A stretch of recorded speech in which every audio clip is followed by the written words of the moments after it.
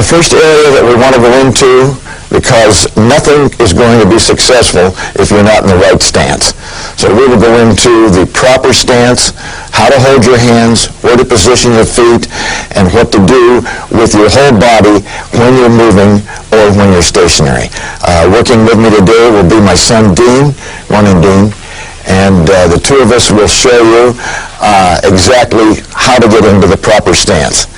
To begin with, you want to take a position of knees bent and the right toe on a parallel with the left heel, with the weight slightly forward, the chin down, and hands up, so that the thumb of the left hand can always touch the left shoulder. The right thumb can touch your right chin. That way, your hands are high enough, and you don't have to hold them up. One important point here is the fact that if I go around all day long having to hold my hands up like this, it's very tiring through 10 rounds. But by just dropping my hands to this position, I now am in a safe position. My left thumb is off my left shoulder. My right thumb is off of my chin, and I'm not having to hold my hands up all the time, and yet I'm covering myself. Elbows in, chin down, about 5 degrees forward, and the head always equidistant between the two legs, and the most important point of all, with the knees flexed.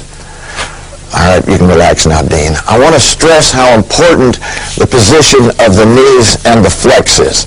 This is what is called the hitting position. It doesn't make any difference what sport you're involved in. If you're trying to be a shortstop in baseball, if you're trying to receive a serve in volleyball, if you're trying to be a quarterback, it doesn't make any difference. This is the position with the knees flexed, where you have drive, where you have power. Same thing in boxing. You must be in this position, knees flexed, slightly forward, head equidistant, hands up, chin down. Now you're ready to go. Now once you get into this position, you are now ready to effectively move front, back, side, any way that you want to go if you're in this position. But you have to be balanced. Have to be balanced. No bouncing up and down, but the knees flexed. All right? Now we'll go to stepping in and stepping out, which is the keystone of what I consider to be the most important points in boxing as far as effectively learning how to punch. You must be able to go in, you must be able to go out, and you must be able to do it smoothly. I call it step and glide, and Dean, if you'll come in here, we'll show you what the step and glide is. He will step forward, pushing off his back foot, and then step back. That's all. The right foot comes to where the left foot was. This is all. You can do it with your hands down. The important thing is to keep balance, to have your right toe slightly forward, and to step 6 to 12 inches, whatever distance is needed to effectively close with your opponent. Okay, step back in, Dean. Now, there's several things that you don't want to do here, and I want to cover those right now. One is, when you step, you don't want this back foot to come off of the floor. That's what you don't want to do. You must step smoothly in and out. Let's show it the right way. That's it. Do not raise your back foot off the floor. The other thing is, you must have the right heel slightly off of the floor so that you can push off of the toe. This is extremely important in developing power. Then when you step, you're pushing off the back toe, stepping in and stepping out.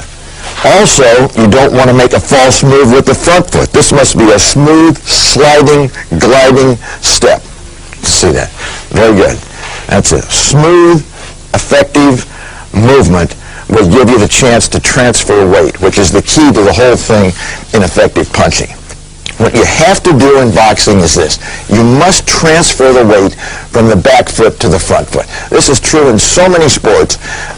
Golf, throwing a football, as they say, getting over the top, making the throw in baseball. All of this is weight transfer.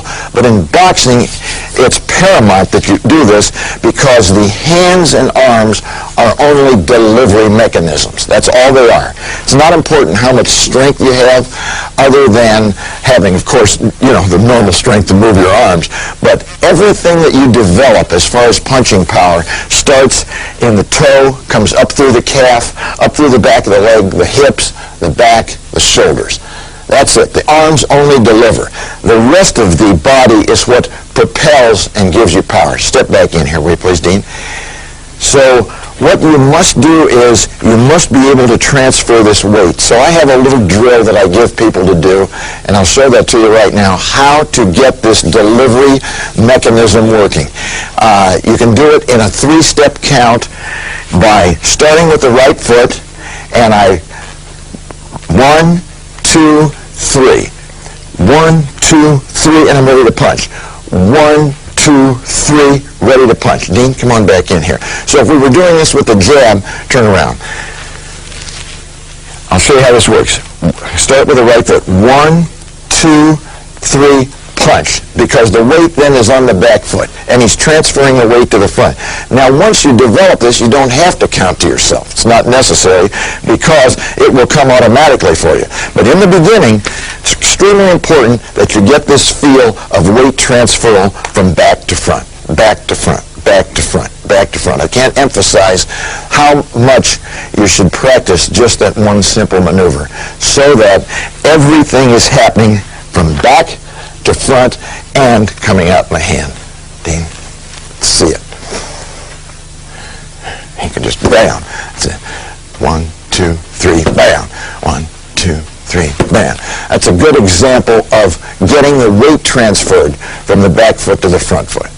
And once you learn to do that, and it's the same thing, Dean, step back in, please. Same thing, not just with the jab, but with the right hand or any punch that you throw, you must get this feeling of weight transfer.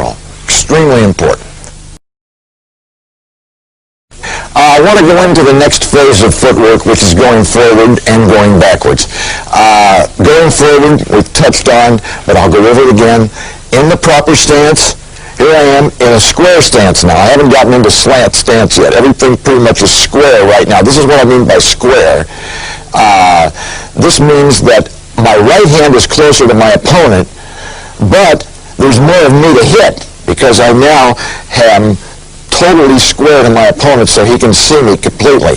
However, if I go to a slant stance, which means that I turn just slightly, about 45 degrees in this angle, now I'm lined up in this position. My left hand is closer to him. My right hand is further away for punching, but I'm a little safer here. And the key thing in stance is, whether I'm square or whether I'm slant, is for me to make sure that I line up my left foot with his left foot. Dean, step in a minute and we'll take a look at that. So in other words, when we're in this position, I am lining up my left foot with his left foot. Why am I doing that? Because I'm on this side where it's easy for me to slip to the outside away from his right hand. I'm also further from his right hand to begin with than if I'm square when he now has both guns right on me. He's got both guns right on me here. That means that we're in a fight now. But if I just move this much and make sure that my left foot is lined with his left foot, that right hand's got further to go now. I'm able to maneuver from this position, and I now am able to slightly favor the outside where I'm much safer away from this and away from this. Now let's go to going forward and going backwards. If I want to go forward, all I'm going to do is get in my stance, whether it's square or slant, and I'm going to step and glide, step and glide, step and glide forward, bringing my feet along with me. If there's one thing that I would like any of you who are watching this tape to get, it's the fact that you must bring your feet with you. It's the essence of being able to punch hard, to track an opponent, and also to get away from an opponent. Now, as I step back, I'm still in my stance, hands are up, chin down, and as my right foot touches, I glide back. Right and glide. I'm gliding back now with the left foot. Back, back, So if I were jabbing as I went back, as my right foot lands, I jab, I jab, I jab, I jab. Same thing going forward or backwards. Now, step back in, Dean. This, then, is lined up correctly. We're lined up correctly, and I want to go in and go out. Now, I want you to watch him go in and go out, straight back now. That's all he's going to do. He's going to go straight back, not to the side. He's going to step in and jab and go straight back. Boom, and back, just like that. Now, if I want to go off at an angle, I'm facing my opponent, but I don't want to do the same thing. This is the essence of boxing as well. Don't fall into a pattern at any time, footwork-wise, hand-wise, anything. Something creative and different all the time. So I step in and I step out. I'm going straight in and straight out. Step in, step out. However, if I want to get away from his dangerous right hand, I step in and I step back at 45 degrees this way. Step in and back at 45 degrees this way. Now if I want to come back to the middle, step in and back here. If I want to go to the other side, step in, and with a very slight pivot with my left toe, I now go out this way, and I'm off at this angle. It's a little more dangerous because I'm on his right-hand side. But there's three ways I can go. I'm in the middle. Step in, step out. Step in, go off to the right. This is the safest because I'm away from his right hand. Step in, straight back. Now I'm going to go into his right-hand side, but I'm going to make sure that I take a deep step back so he's got to really reach to hit me here and back here. Why do I do this? I never give my opponent the chance to time where I'm going to be. Now, there's two variations off of this that you must learn to be effective. One is I come in and I drop. That's another variation that's very good because he's seen me go out this way, seen me go straight back, seen me go off this way. Now the next time I come in, maybe he thinks, hey, I'm going to hit this guy with a right hand, but I'm in and I drop. And anything's going to go over my head, now I'm in a position to counter. The other area that you must become effective in, and this is the best thing in the world to get away from right hands. Dean, step out here and I'll show you how this works. This is a little variation of the step in and go back at an angle away from the right hand. I now step in, bang, and I step to the right after I jab. Now, he'll do it. Now watch this. He'll step in, boom, and right out. He's gone. Impossible for me to hit him with a right hand. Let's try it again. Comes in, bam, and right out. He's gone. Now let's show the jab and drop. Bam, and drop. And he's right out of the way. Where is he? I don't know. Now I want him to show you the three different moves going off at an angle and how difficult it is to hit him on any of these angles if I'm trying to try. Boom, you're going to go, bam, right there. He's gone. He's hit me, but he's gone. Back. Now just go straight back. Bam, and right back. He's gone. Now go out that way. Bam, there. Okay, now come back in and drop. Boom, and drop. Okay, now come in and step out this way. Bam, and right out. Awfully difficult to time a counter punch on a fighter that's doing that effectively. The other area that I want to get into right now with this, step back in please, Dean. Here's one of the greatest maneuvers in the world, which works with what I've just shown you, and that is the feint and step back. Now he's come in, hit me, and moved out at these different angles. Now he comes in and feints and right back. But he hasn't stepped in, so if I'm trying to, I think, well, I'm going to counter this guy somehow, and boom, boy, I've got to reach for him, and I'm not in position to do it. These then are the essence. This is the essence, excuse me, of going in and going out. Let's go over it one more time, and I'll do it for you. I'm up here, chin down, hands up, in, straight back. In, back at 45 degrees. In, straight back. In, pivot, and off on the left-hand side. Now I come in, boom, and drop. Come in, and out, and feint and step back. All of these areas, footwork, vital to being a successful fighter. You're not going to get any place without it. Next, I want to talk about the left jab.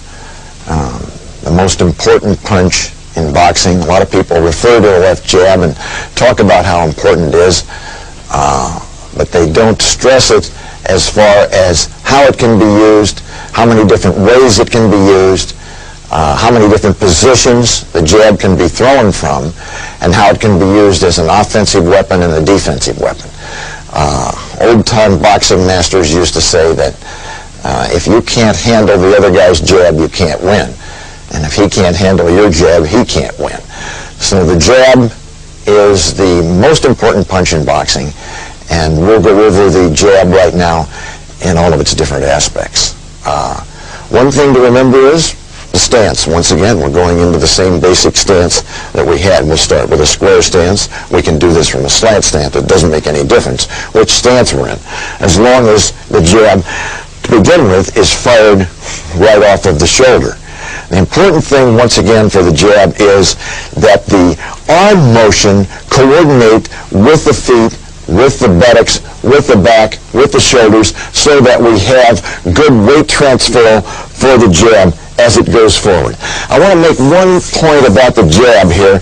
A lot of boxing instructors tell you that the wrist must be pronated on the jab to get effective striking power and to get an effective striking surface. I think that it's fine to pronate this wrist if you want to, as long as you're not getting into a backhand type of movement. That's why I like to teach the jab with the thumb up, the palm in, until all this motion has become straight through.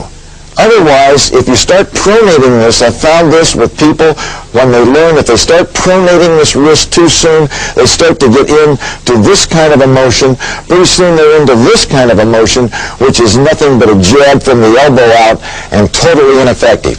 So, when you learn the jab, start off with the thumb up all the way through so that the bones of the forearm, the upper arm, extend right through to the shoulder and down, so that it will look like this if I were stepping straight in. Just like this. I'm jabbing and blocking. Hit, block, and get away. This is the essence of the jab. Hit, block, and get away. When the arm comes through, it covers my chin. This then protects me from an uppercut. I'm in position to block a hook if it comes, or I'm in a position to step back and I still have this arm between me and my opponent's right hand. Many people will say, you want to bring this back quickly. Of course you do, but not at the expense of following through and getting maximum power. That's essential. You must get maximum power, otherwise why jab at all? Now, we will also go into a jab that is not a power jab, which is the speed jab, which is used against a dangerous opponent early in a fight when you don't want to really declare yourself. You don't want to follow through all the way. What you want to do is tantalize your opponent and find out what he's going to do to counter your good jab.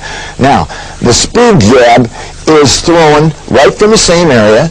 It goes out, but I'm not stepping in real hard with it. I'm only stepping maybe 2 inches at most in this manner and out. In this manner and out. I'm not really declaring myself and going all the way through. This is declaring myself and going all the way through. Bringing it back on a line to my shoulder, yes. Of course I want to bring it back here for safety. But never at the expense of getting it all the way through. So, the hard jab, power jab all the way through, the speed jab, out, but back quickly. Out and back quickly. I'm thinking more about getting in and getting out safely than I am just biting my jab through my opponent. I always want to drop through target, but I don't want to ever get out here and be at like Venus at the pump, as they used to say, which is not a good position. So, feet come along with me, bang, back. Hit, block, get away. Hit, block, get away. Hit, block, and get away. Now, when you're practicing the jab, do this. pretend that your opponent is throwing different punches back at you. So if I'm going to jab and block, I'm now blocking the jab, but you also want to practice jab and block the hook. Jab and block the hook. Your opponent may not have a good jab. He may try to hook as a counter every time to your jab. He also may want to throw a right hand. If that's the case, practice jabbing with a very slight cross block. I've gone from here to here. Jab with a slight cross block. Jab with a slight cross block. Jab with a slight cross block, just in case he's trying to counter my jab with his right hand. So we have 3 ways to jab and block. Jab and block the jab, jab and block the hook, jab and block the right hand. Remember those 3.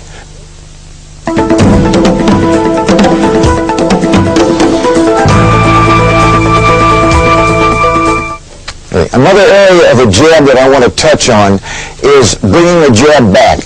Sometimes when I'm out here with my jab, I can bring it back halfway, I can bring it back 3/4, or I can bring it back all the way. Depends on where I want to come with the jab. If I want to get it in quickly, I'm only going to bring it back halfway. And if I want to get a little more time, a little more power, I can bring it back to 3/4. And if I want total power on it, I can bring it back even with my right hand. Now when I step, I've got all this area to go. Of course, it's going to take a little longer to get there, which brings up another good point. If you're faced with an opponent that has more reach than you do or a faster jab than you do, one of the first options that you should always look at for yourself is stick your left hand out a little further to begin with so it has less distance to go. You may be able to beat him to the punch. The other area of the jab that's very important is you always want to vary the number of jabs that you throw and the pace of the jab. You don't want the same pace on the jab all the time. As I explained earlier, there's the quick jab, the speed jab, the snake's tongue jab, as they used to call it, which is quickly in and out. It's a safety first jab. Then there's the hard jab that you drive all the way through, punching through the target. But also, you want to vary the pace on the jab. You don't want your opponent to think this is the same pace all the time, and then you can time it. Sometimes you want to put it out there with good speed on it. Bam! Sometimes you want to just lay it out there and bring it back, but always bringing it back safely. So vary the pace of your jab and vary the number of jabs that you throw. 1 jab, 2 jab, 3 jabs. Always remembering the most important point of all that I keep focusing on, and I will all during this tape, stepping on every punch. I don't care if you're standing in the same place. Make sure that you're stepping. Just picking that left foot up just a 1/4 of an inch off the floor to get that step, to get that weight transfer. Extremely important. If I throw 1 jab, step. If I throw 2 jabs, step, step. If I throw 3 jabs, step, step. If I throw 4 jabs, step, step, step, step. Always stepping, always getting weight transfer, always getting power. Now, the next area that I want to go into is where do I deliver the jab from if I don't always want to deliver it off of my shoulder? I have other areas that I can shoot the jab from. Many trainers will tell you, you must shoot the jab from the shoulder, otherwise you're laying yourself open to a counter right hand or a lead right hand. Not true. The only thing that's important is not where I throw the jab from, it's where I bring it back to. If I want to drop my jab down in this area, right here, if I want to drop it to here, if I want to pull it back to here, if I want to go slant and get this kind of a jab that a lot of guys use, old-time guys use, Tommy Hearns used this jab, I'll get power, increased power, but what's the key for safety for me? Bring it back high. So I can start my jab from down low. It doesn't make any difference as long as I bring it back high. I can step in with a power jab right off of my hip, right to here, as long as I bring it back high. Now I'm safe from counterpunching. Now you say, well, you've got your jab down here to begin with. Isn't the guy going to hit you with a right hand if you're here or here? Isn't he going to lead with a right hand and hit you? If I can get hit with that, I shouldn't be in the ring.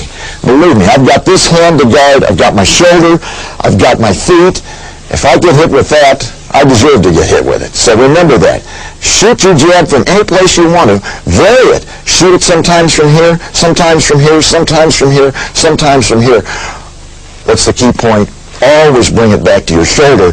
So if a counter punch is coming, I've got this glove between my opponent's right hand and me.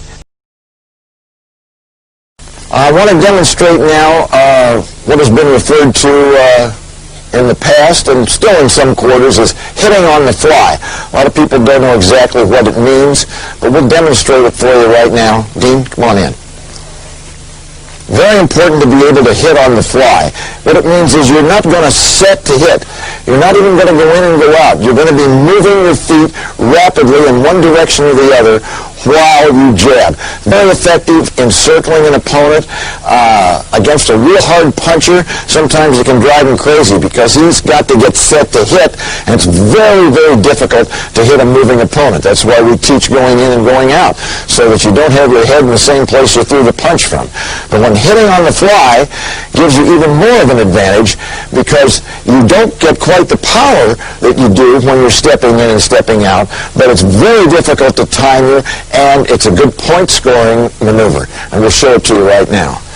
First of all, we'll have Dean circle to his left, hitting on the fly as he goes. Then we'll show you another move off of that. Usually it'll be done in the 2s and 3s, can be done low, can be done high, but we'll start off with just a high jab, hitting on the fly, and then going into a side step back and away from that. All right, here we go. Bam, bam, bam, and then right back and away. Very difficult to time anybody who's doing this. Okay, man. Bam, bam, bam. 3 fast jabs and then a side step back and away. Where did he go? Well, I don't know because I couldn't hit him. Let's try it again. Bam, bam, bam, and back and away. Impossible to hit a guy like this. And you can do this anytime you want to. It's a great variation. Now, if you're going to go the other way, hitting on the fly, you will have to walk around your opponent. Dean, start over here, and just kind of walk around this way, hitting on the fly. Bam, bam. That's it. Back again. And walking to the right's a little more difficult because your natural weight, if you're a right-hander, means that it's carrying you to the left. When you have to walk to the right, it's a little more difficult, but still, you can put 2 or 3 together. Bam, bam, bam, and right out. All right, now this time, just walk around like this. Just bam, bam, bam. Just walk around punching. Yeah. Bam, bam, bam. Good. I hope we got that. Here, let's start over here. Maybe we can see that a little better. I'll have him start right here, okay? Now just go right around. Bam, bam, bam. Good. Very difficult to time an opponent when he's hitting on the fly and moving. It's almost impossible. Now, step back in, Dean. I want to go into the feint low and jab high and the feint high and jab low. Going out, though, after the second, either feint or punch. We'll show it to you in sequence. First, I want him to feint low and jab high and go out. Here's the way it looks. Bam, and right out. The feint may cause me to imperceptibly tighten up, drop a little bit, I may get hit with a second punch. And even if I don't, he's gone and I can't hit him. And once again, a good scoring maneuver, as well as giving you an opportunity to see how your opponent is going to react to a feint in this manner. Okay, go ahead, same thing. Bam, and right out. Good. Try it again. Now here I am. I see the feint, bam, and he's right out. Excellent. Please make note of the fact that when he goes out, he's not going out high, he's going out with hands up, staying in a good defensive posture. Not going out, head back up, hands down, going back. I want you to watch this again. Watch him go out. Watch how he goes out. Bam! Right there, perfect. Now let's try the other way, all right? Now we're going to try with the feint. We're going to hit to the body. Feint high and jab low and go out. All right? Bam, bam. Good. Here, I'll give you a little target here to shoot at. Feint high, boom, bam, and out. Good. Going out low, hands up. Excellent. High, boom, bam, and out. Good. Try it again. Watch this. Boom, bam. Good. Good. Now, there's one area that I want to get into right now. It's a clever, clever move, and this you can use it any time you want to if you're landing your jab. One and Dean. Here's the sequence for this. I step in and I jab. Now I step in and I feint and go out. Now I feint and jab. It's a terrific sequence. Here's what it looks like.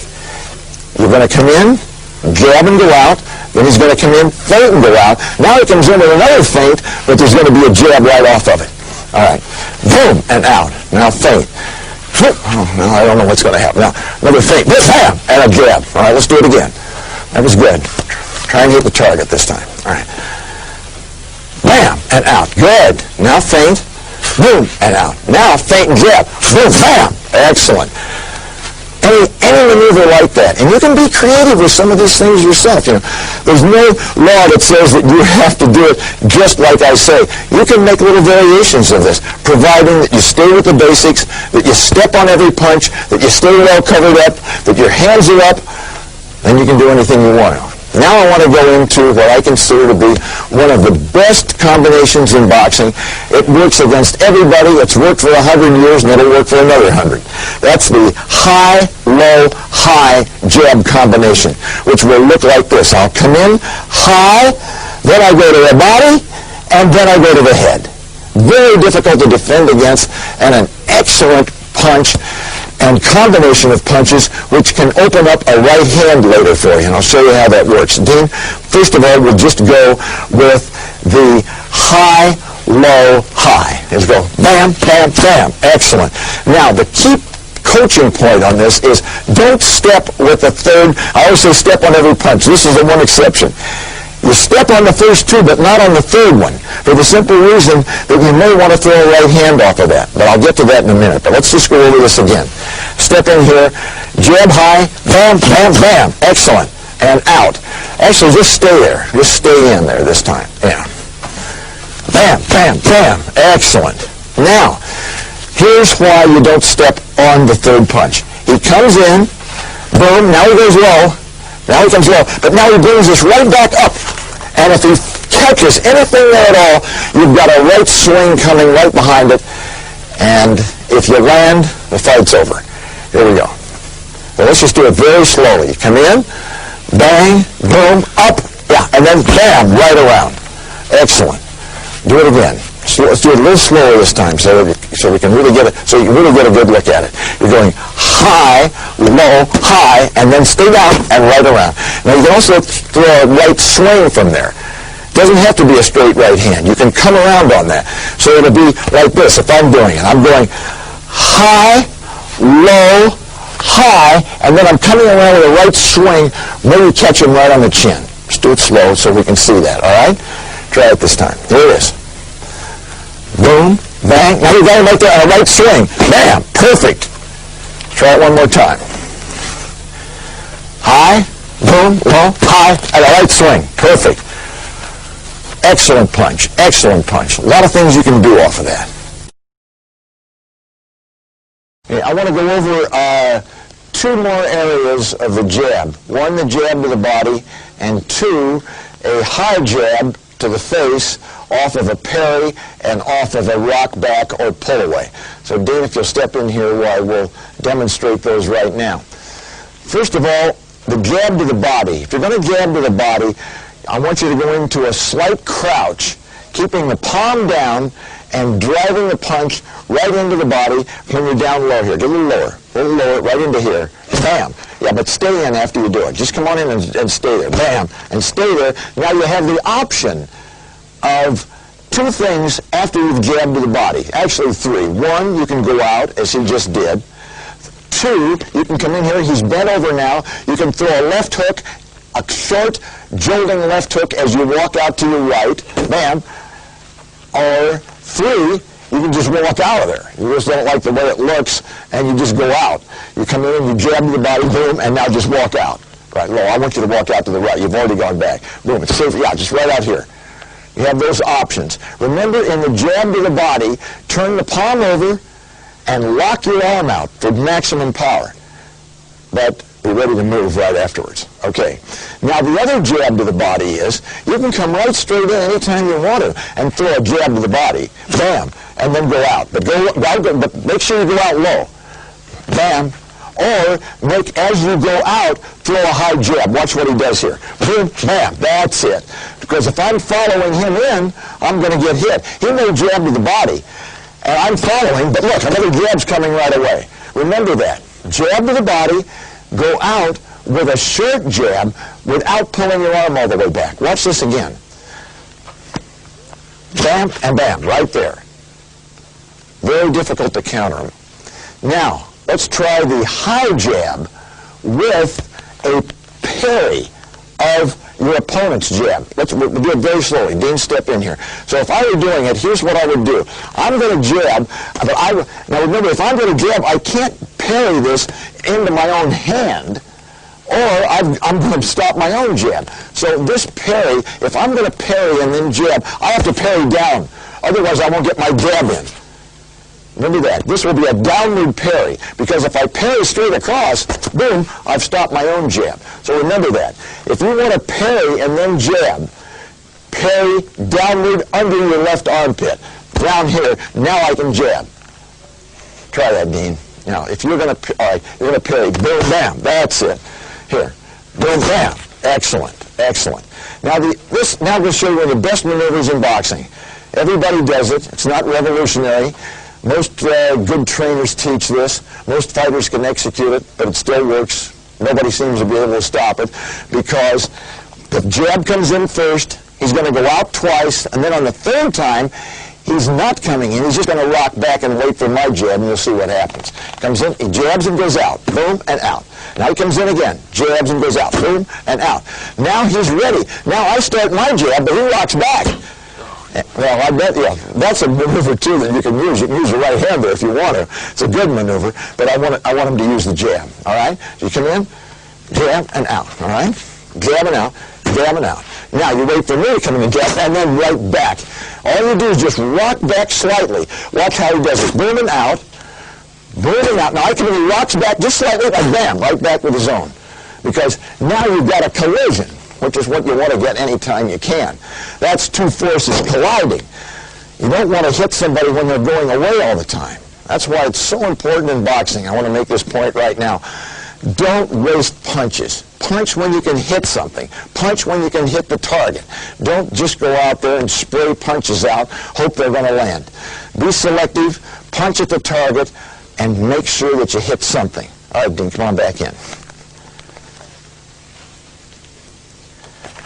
Now what I want to do is, and we touched on it, he touched on it ever so briefly there is, and that is that you have the option off of the two jabs and stepping back to throw a right hand counter, which could be very good too. I will do this again so that you can see. He jabs and goes out. Always, by the way, just stop a second. Always set up some punch that you're getting ready to use with several jabs in and out. 2 jabs, 3 jabs, just going in and out. Don't come out and use the clever maneuver that you're going to use, whatever that is, whether it's a counter right hand, a counter jab. Don't come out and do that right away. Give your opponent a chance to fall into a little pattern of what you're doing. Then he will not be nearly as prepared for the surprise when it comes. Let's try it again. 2 jabs and then a right hand counter off of a slight rock back. Boom, and out. Bang, and out. Now he's ready. Now we're ready to do it because he thinks there's another jab coming. So I start in with my jab, boom, bam, and right away he's right there. Now we have a collision because I'm coming in. Let's try it again. Bam, and out. Bam, and out. Here I come. Bam. We just finished a segment on the left jab, and of course speed is paramount with the left jab. And many times people say to me, well, how do I increase the speed in my hands? How do I increase the speed of my left jab? Obviously, part of it is genetic, but a large part of it also is the proper drills and the proper techniques. Kind of interesting sidelight here. I talked with the late, great Sugar Ray Robinson, generally acknowledged as the greatest pound-for-pound fighter of all time. And he talked about balance, timing, and delivery. And Joe Ferry, a legendary fight trainer who taught me just about everything I know about boxing, who had been around from the turn of the century, talked about balance, timing, and marksmanship. So here was Joe Ferry from the early part of the century, one of the greatest teachers of boxing in the history of the sport, and Ray Robinson, probably the greatest fighter pound for pound that ever lived, echoing almost the same comments: balance, timing, delivery, or marksmanship. What do they mean by that? Well, we've already covered balance, how important it is to have good balance. That's the essence of athleticism. Timing, what is timing in boxing? Timing is making sure that you don't punch at air, that you're not punching at nothing, that you hit the target. And the timing so that when the target is within striking distance, you're not hitting the target either too soon, where the punch is muffled and you can't extend your arm, or too late, you're too far from the target, so that the perfect striking range, which is with a bent elbow just about in this position and out, or if you have to reach too far, you've missed it. So that is timing. Hitting the target at the right time. Then, of course, they both talked about, they used a different term, but delivery, delivering the punch, delivering it accurately. How do you do that? You find the target and you find the area of the target that you want to hit. Either the chin, the side of the jaw, temple, solar plexus, underneath the heart, the liver. Those are the areas that you really want to see if you can maximize your power, because when you hit those areas, good things are going to happen for you. Now, what about speed? Well, balance, timing, and delivery. Doing it over and over and over again. Making sure that the legs are generating the power. The legs are everything.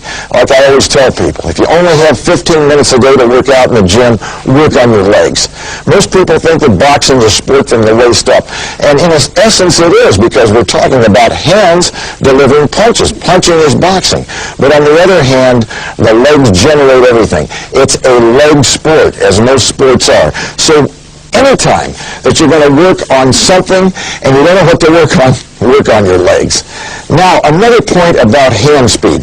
The Russian Olympic team around 25 years ago got into the area of using hand weights for their boxers to increase punching speed. They had some rather startling results as far as their own boxers were concerned, in that they found the hand speed that they generated through using very light hand weights was just incredible. How they did it, I will tell you. They took 1-pound weights, 2-pound weights, 3-pound weights, 4-pound weights.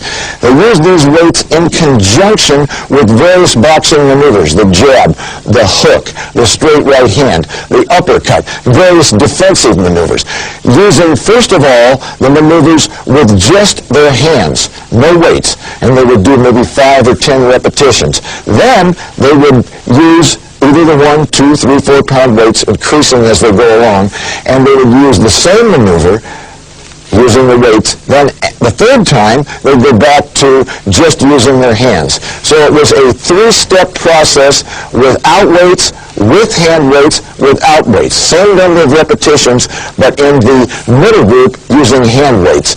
So you can try it out and see what happens. They had some great success with it. I've used it myself and found that it does help. But I still think that the most important thing is good timing, good reflexes, and good rhythm. Rhythm, one of the most underused terms in boxing, but it's everything. You must have rhythm. Rhythm to punch, rhythm to move. So keep those things in mind when you're trying to increase hand speed. Also, you can't throw too many jabs at the bag. Jab, jab, jab, jab, jab, and when you're throwing hundreds of jabs and you don't know what to do, then throw some more jabs. And we're going to show you some heavy bag drills to increase power and strength in your punching.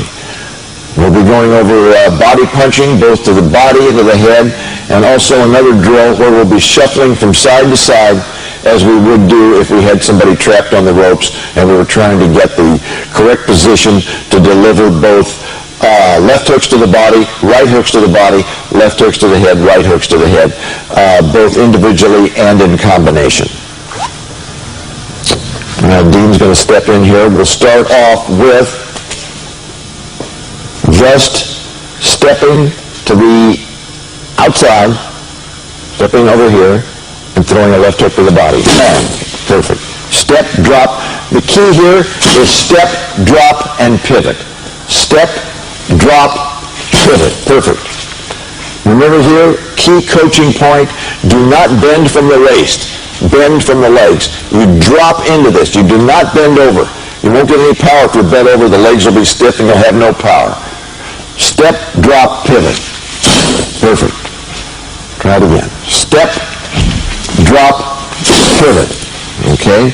Now, step, drop, pivot, and we'll go into a 1-2 left hook low and left hook high. Let me go over one coaching point here that's very important.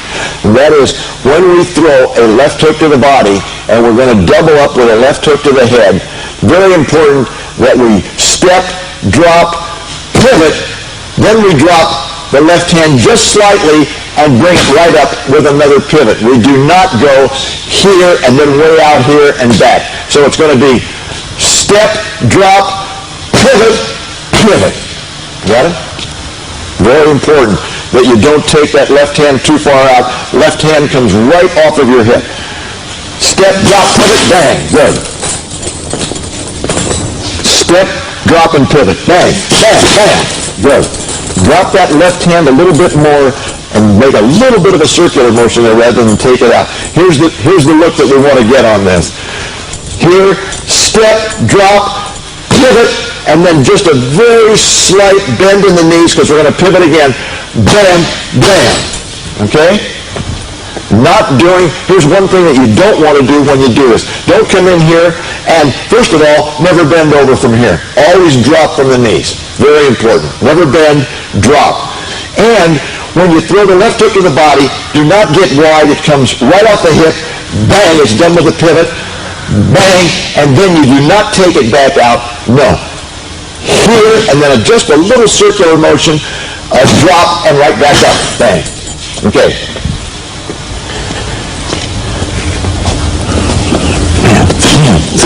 Good. A little more of a swing. We'll get a little more drop after the first one. Bam, bam. That's it. That's what we're trying to get. That effect. Speed. Step, drop, bam, bam. That's it. Right out of there. Let's try it again. Double hook. Bam, bam. Good. Now try it again. Give me a little more drop after the first hook to the body. So kind of loading up again, but you're doing it as you turn. Bam, bam. Perfect. Okay, now if we're going to go over on the other side here, we have several options that we can do here if we're going to punch to the body. One, we can be here and we can go into what essentially is a left shift. We'll just step forward with this foot and hook with the right hand. Same thing. Bam, bam. Step, drop, and pivot on the right side.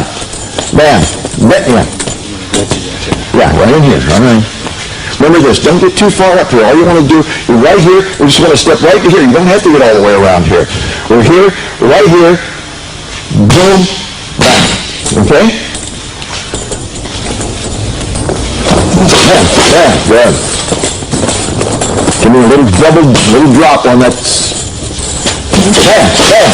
Okay? Right away. Remember, we're not taking it way out. Literally stays in close. Bam, bam. Ah, that's a good one. All right. Now we want to go to a very good drill. When we have the bag, we'll be swinging slightly, and we're going to use a shuffle step from side to side. This is the same thing when we go up in the ring. We'll show you how it works if we have somebody trapped in the ropes. And that is, as the bag starts swinging, I shuffle over, bang. Shuffle back, bang. Shuffle back, bang. Building it up as I go. Shuffle back, bang. Do not get the arms out wide again. Once again, not bent over like this from the waist, dropping from the knees into the hitting position. Step, hook. Shuffle, hook. Shuffle, hook. Shuffle, hook.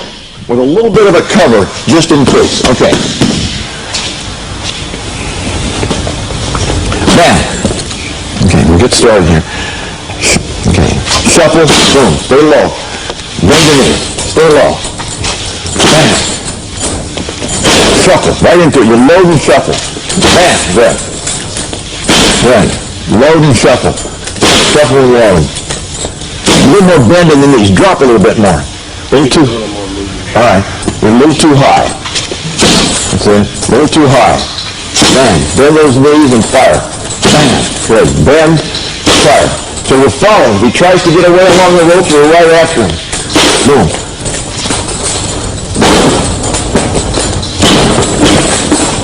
Okay. Now, here's the other thing we want to take a look at. That is this. We'll start here. We're backing, this is another good drill for you, on the heavy bag. We're going to back him into the, assume that with the heavy bag is our opponent and he's backed into the ropes. So we'll go jab, jab, shuffle, punch, punch, punch. We can go either side on that. So we got him going back, jab, jab, shuffle, punch, punch, punch. Any combination that you want. The point that we want to make here is we want to get an angle so that we have good hitting. So in other words, if he's backed me against the ropes here, we'll show you this up in the ring. Now, we don't want him hitting elbows here. We want him stepping outside right away. Right out here, bam, get that angle. Same thing on the other side. Comes in, boom, right in here, bam, bam, bam. Do not stay right in front of your opponent, because here's what's going to happen if you do. All that's going to happen is, I'm here, he's here, I stay in here. Not only have I got stuff coming back at me, but I'm going to be hitting elbows and hands and everything else. Get the angle, get off here, bam, bam, bam. Then you've got a chance to win. All right. Bam, bam, bam, good. Right. Never straight in. Get him backed up. As soon as you got him trapped, boom, off to the right away and let him go. Bam, bam. Good. Other side. Good. Now give me a different combination. Good. You can double up too if you want to. You can go 1, 2, and then bring the other hand around if you want to. Bam, bam, bam. That's it. Now let's try left hook, right to the body, right hook.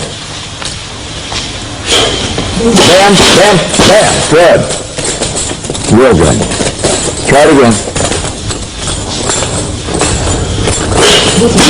Bam, bam, good. So you can kind of be creative here with what kind of a combination you want to use. The important thing is getting the position so that you've freed part of his body to punch with, so that you've got room to punch.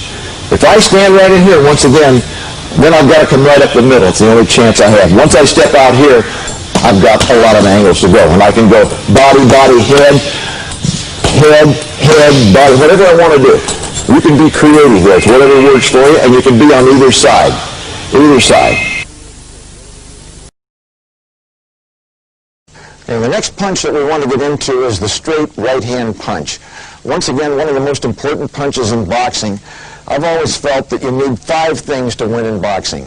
You need outstanding defense, a good, solid, straight right hand so that your opponent won't run up your chest all night, a good left jab that you can use offensively and defensively, good footwork to keep you in position to do all of the things that you want to do, and last but not least, whipcord conditioning. That's a must. You can't do anything if you're not in condition. A fighter that's in condition will beat the best fighter in the world who's out of condition. Always remember that. Now we'll get into the straight right hand, one of the most important punches in boxing, and a punch that can be used as a finisher if it's delivered correctly. Dean, you want to step out here?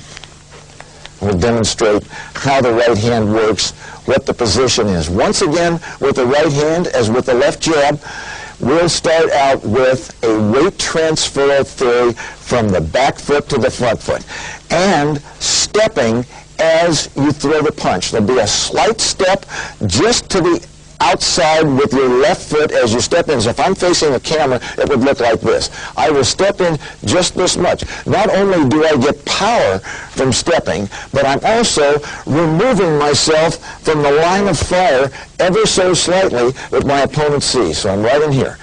Right in here. This is where it goes. I step, step, step and punch, step and punch, step and punch. Now, before I deliver the punch, there'll be a slight dip in the back leg to add added power. Same principle as throwing a shot put or any other implement that you want to propel with extra power. Push, push, the slight dip. So I'm going to dip and come up. Dip and come up. Dip and come up. Always remembering that the right hand extends completely out. I'm pushing it all the way through the target, And at the finish of the right hand, once again, I have coverage. My chin is covered. Bang. Bang. Chin is covered, so I have some safety, because when I reach this point, I'm vulnerable. I'm not in my boxing stance. So what do I do when I get to that point? I've stepped, I've thrown the right hand, and I've pivoted. Always remember, pivoting is vital, stepping is vital. Either one will give you power. If you're good enough to do both of them, now you've got increased power. That's about all the power you'd ever need. If I can step and pivot, I've got great power. What do I do after I get here? Well, I've got to follow with a jab, I've got to follow with a hook, I've got to follow with some punch to get me back into my safe boxing position. However, if I come out here with the right hand and I am not able, for whatever reason, to throw a left hand to get me back in position, I've got to defend myself somehow. The next move is, this is the last resort, I drop. That will get me out of the line of fire. But ideally, I'm going to right hand, left hook, or right hand, left jab. Now I'm back in position. Let's see that with Dean. Remember this. There'll be a slight dip before he throws the punch. A slight dip, and then he will finish high, and the right hand will come up and all the way through. There'll be a step with the left foot and a pivot with the right foot for added power. Now, if you don't step with the left foot and you pivot, you're still going to get good power. If you don't pivot and you step, you're going to get power. If you do both, without. Okay, here we go. Bam! Perfect. Now, the only thing you did wrong there, now, that's a pretty good right hand, but he cut it off just a little bit, if you'll notice. The elbow was not extended. On any hard jab or hard straight right hand, we must extend through the target. The elbow has to lock out. Hopefully he'll do it right this time. All right. Bam. That's the idea. All right. Now let's see the step and the pivot. Bam. That's it. Now we had okay, very good. Now we had a step and a pivot. All right. Now, step back in. Now, what do you do after that? Well, I explained it earlier, but let's see what he does. Now, you have the option of coming back with a jab, coming back with a left hook, or just dropping. Okay, now, bam, yeah, just dropping. Okay, he dropped. That got him out of the way. Always remember this. 95% of the punches that come back at you are going to be head punches. So people are going to punch where they see your head. Come back in, Dean. Now, so if I see his head right there, that's where I'm going to throw the punch. I'm going to throw the punch at the last place that I saw his head. So if he throws a right hand, boom, his head's still there, but fortunately he's covered. He's still got protection. But if he drops, the head is no longer there. Or if he throws a left jab or a left hook to get back into his good boxing position, that takes me out of business because I've got to be occupied with that punch. I can't be worrying about throwing something back at him when I've got something coming at me. Okay, here we go. Right hand. Bam, bam. Good. Good. And out. If you'll notice when he went out, hopefully we can pick that up. If you'll notice when he went out, he didn't go out high. He went out low, hands up. Okay, let's do it again. Bam, bam. Good. Okay, see it again. Okay, step, pivot, right hand, and bam, bam. Excellent. All right, let's try it again. Bam, bam. Good. Now he went. Excellent. Jab, something. Get yourself protected after the punch. Extremely important. Extremely important. Step back in. Let's go back to the right hand. Now, when we throw this right hand, and it's right off of the chin, it's just a good shoulder turn. Bend your knees. Always want to be, knees are bent. Good shoulder turn, step, pivot, hips turn, shoulders turn, all the things that coaches talk about happen on this maneuver. Now just what? Just bam. Everything here. Just step and pivot and turn. Bam. Perfect. One coaching point here. Make sure that when you throw a right hand that you don't open the shoulders too soon so that the impetus is gone to this punch. You want the punch to come through as the shoulders turn. Sometimes this mistake is made. I step, I turn too soon, but the punch, I haven't launched it yet. So my shoulders have gone through, and I've got this kind of a thing, and I've lost the body behind it. So concentrate when you throw the right hand, right off of here, step, and make sure that this all turns together, that this hand doesn't lag and the shoulders turn too much and the hand doesn't come through. Make this one. Don't even throw a punch. Practice just making this turn so that the shoulders and arms come through. Boom. Rather than here, not here. Plus I'm laying myself open here too if I miss. Just turn and fire. Turn and fire. And locking out, always. This is between me and them. All right, now we're going to demonstrate the old-fashioned 1-2 punch. Everybody going to do it again here just to show you what it looks like.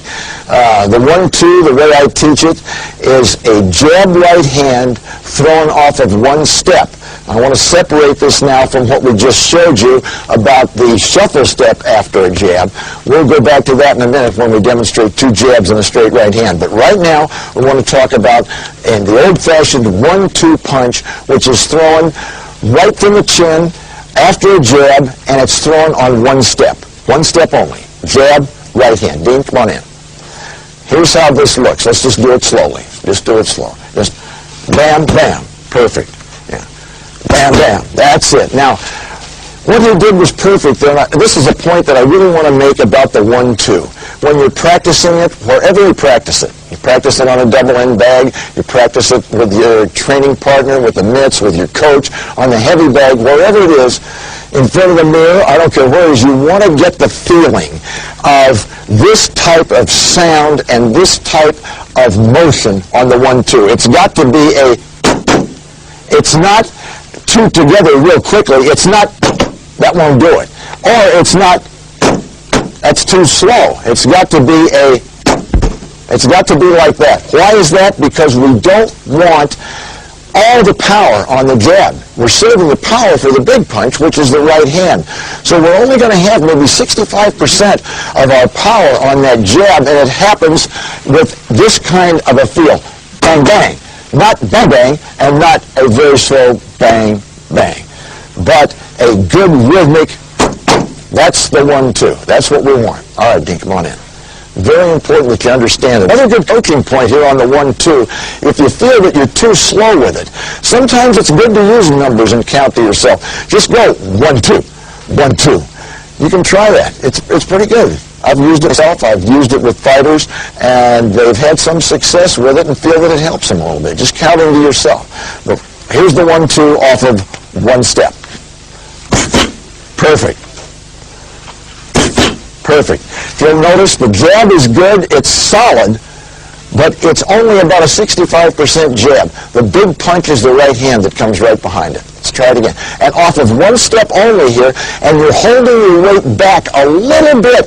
You're not declaring all of your weight forward. I want to make that point on the jab so that you're not going 1 and you're out here. No, it's 1, and my weight is still back a little bit on this back foot so that I've got some power in the right hand. Let's try it again.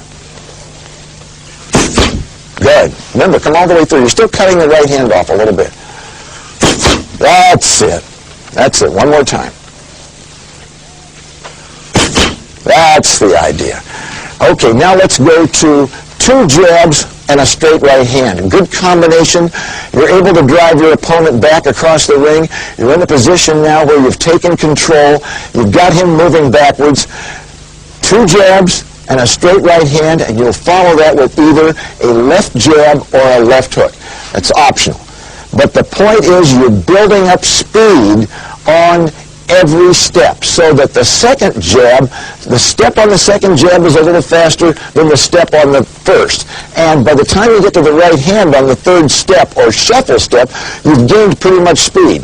You've gained maximum speed for the punch. Then the left hook or jab that comes afterwards, merely a punch that gets you back into position. So we'll do it kind of at about half speed, Dean, so that we can get the idea of how this builds up.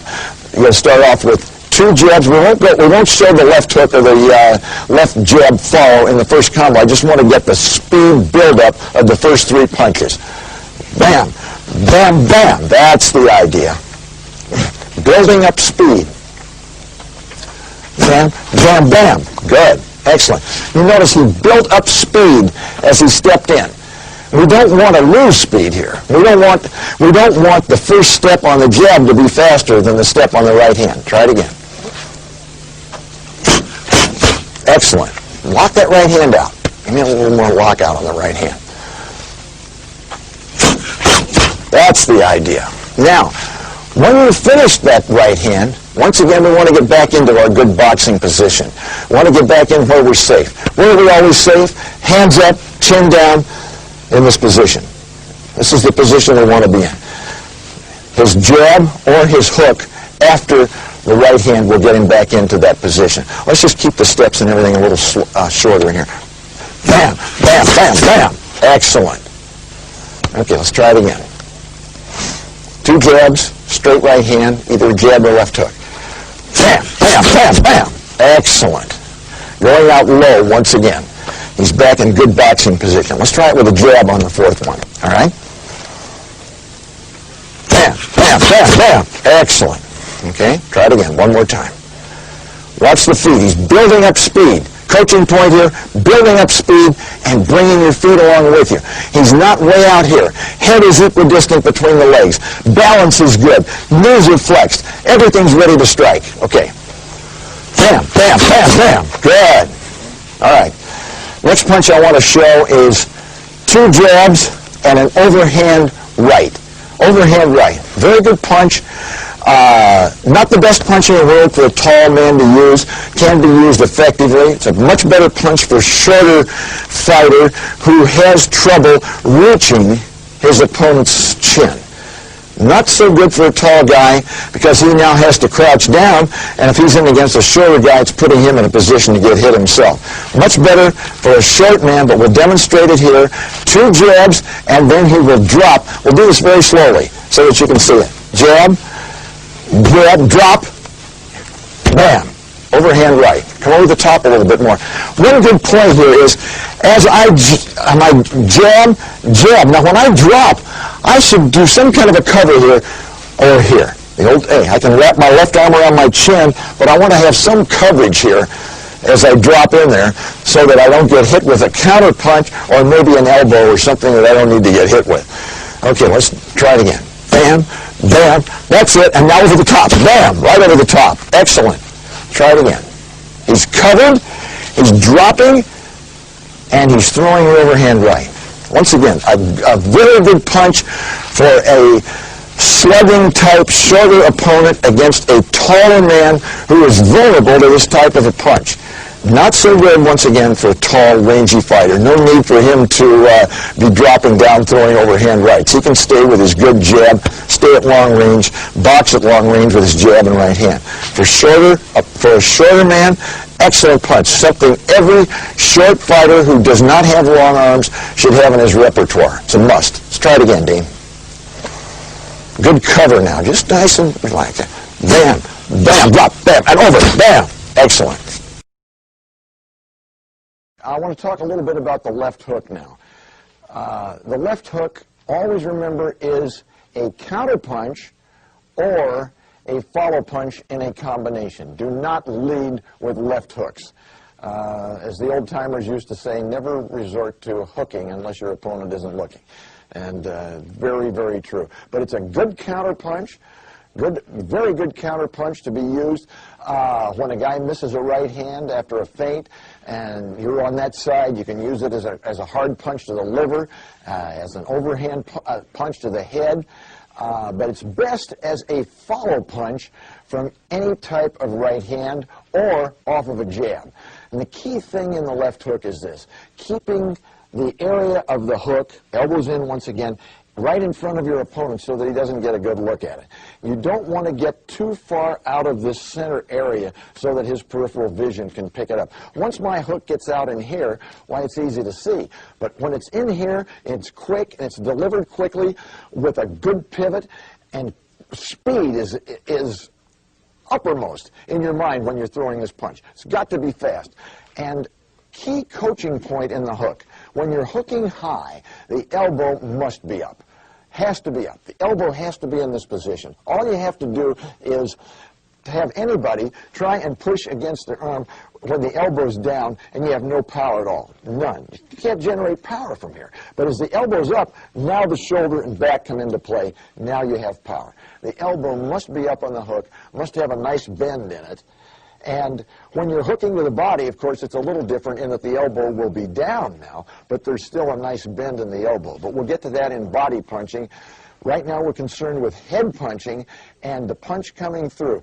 So what I want to do is when I'm throwing a left hook, either after a jab or after a right hand, is I want to make sure that I'm in a good stance. If I've jabbed, then I'm going to drop that left hand just ever so slightly underneath my opponent's chin or just about at shoulder level, drop and turn that with a good pivot and come right across with it in this manner. I'm not going to get way out here with it where it can be seen. I'm not going to wave. I'm not going to be flapping elbows out here. I'm going to keep everything centered as much as possible and try to get power on my hook from the pivot and the speed of the hook rather than the distance that it has to travel. One other important point. Keep the elbow up so that if I miss, I'm covered up. Very important. If I come through here and I miss, I've still got protection. So I jab, drop it ever so slightly, now elbow up and turn. This is the motion that you want to get in the hook, not this. Here's what you don't want to do. Jab and go out here. No good. He'll see it. You'll never hit him in a million years. But if I keep it in this framework here, elbows in, everything in the center, it's very difficult for anybody to see punches coming from inside. Now I have a chance to land a punch. One other point, too, if I'm a southpaw, I haven't touched on southpaws yet. Everything that we've done here is the same, except the right foot is forward. Everything that we've touched on is the same as far as the feet goes, the stance, everything. If I were a southpaw, I'd just be here in this maneuver. But always remember that. Everything we've done is transferable to the southpaw stance. The hook. After a jab, it's here. After a right hand, quickly get it in. Right hand, quickly get it in. Right hand, quick. It's all about speed on the left hook. Do not get it. I can't emphasize enough how important it is not to be wide with this so your opponent can see it. Believe me, we'll show you how, with a pivot and with generating speed and the slight drop, we can get enough power, and we're also able to reach an opponent when he's backing away from us if necessary. Why? Because we'll be stepping in. Okay, what we're going to demonstrate here is the jab and hook, then a feint jab and a hook, and then a hook coming after a right hand, and then we'll also show how you can hook when you have to follow an opponent, how the footwork will work on that. But first of all, we'll go to the hook off of a left jab. Keeping in mind the coaching points that I mentioned, the elbows are in, the left jab will drop just underneath the chin, and the power will be generated by the pivot and the speed of the punch. Okay. Excellent. All right, let's try it again. Notice how elbows are in. Notice how he's generating a lot of power, and this never gets out here, but there's more than enough power here to knock a guy out. Boom, bam. Excellent. One more time. Bam, bam. Excellent. All right. Now let's do it off of a feint. We'll do the same punch off of a feint jab and then a hook. All right. Excellent. All right. Good. One more time. Feint, hook. Bam. Good. All right. Now, before we go into the right hand left hook, let's go to following across the ring. Let's go to 2 jabs and a left hook. Okay? And this is, once again, bringing your feet along, stepping on every punch. You'll see it right here. Okay. Bam, bam, bam. Excellent. Okay. Bam, bam, bam. Excellent. A great punch combination is one that the old-timer Joe Gans used off of this. He would throw 2 jabs and a left jab to the body, followed by a left hook. And we'll show you that right now. 2 jabs, left jab to the body, okay? Left hook. Bam, bam, bam, bam. Excellent. Bam, bam, boom, bam. Excellent. It's a real good combination. If you've been throwing right hands, doing those kinds of maneuvers, it's a great maneuver because they're expecting a different combination. They're expecting a right hand high, but no. They're getting a jab and a left hook, all of combination, and very difficult to stop. Very difficult. Okay. Now we're going to throw a right hand left hook, right? Okay. Bam, bam. Good. Keeping it right in close. Yeah, just bam, bam. Good. One more. Bam, bam. Good. That's a right hand left hook. Now we can also throw a left hook from a feint to the body, which we showed in one of our earlier sequences, but we'll show it again right now. So he's going to feint to the body this time. It'll be a feint to the body, and then a left hook. Bam, bam. Right. Now you can go into a little more of a crouch if you want to. Yeah, yeah. Bam, bam. Yeah, a little more, get down a little more to the outside here on that one. Bam, bam. Good. Okay. Keep in mind that when we're talking about the left hook, we never lead with the left hook. Never lead with it. You never want to get into that because you're extremely vulnerable. Leading with a left hook opens you up for all kinds of counter punches. So don't lead with a left hook. Same principle as leading with a right hand. If I go out there and lead with a long left hook, get out in this position and miss, I'm in a lot of trouble. Okay, I want to talk a little bit about defense now.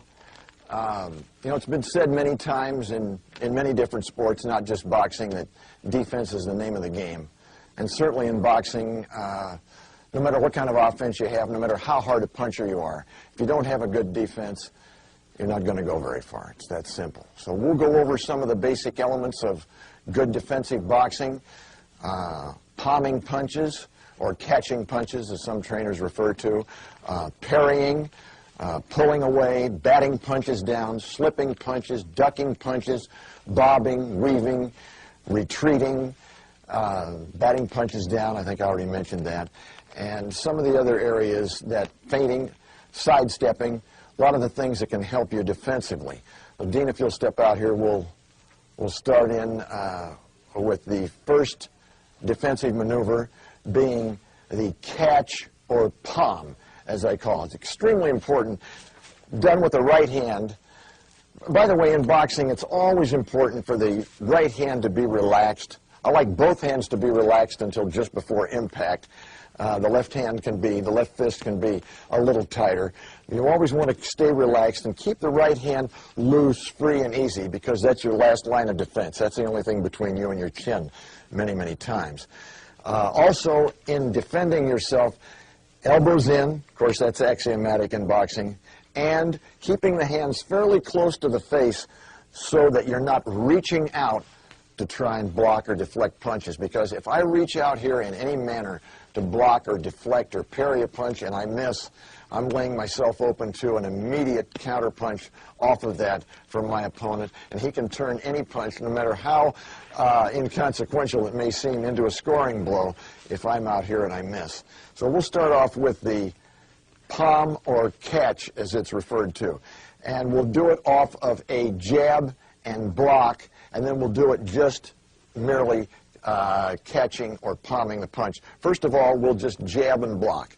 Jab and block. So you can see the position of the right hand right in front of the chin, not way out here, but right here, nice and relaxed, where his is, and we'll just jab and catch or jab. There. There. Bam. Good. Geez, I better be a little stronger. Bam. Okay. Bam. There. That is the catch or the palm. Now this can be done. Watch him. Put your hand down. Now watch him. You can palm a punch anytime you want to, just without even doing anything else. Then this also can lead to some combination that you may want to use. But watch what he does here. Okay, just bam. He's just palming the punch. Bam. Bam. bam, palming the punch. Now, if he wants to do something off of that, he can catch that punch or palm it and come right back with his own jab. Bam, bam, right there. That's the palm.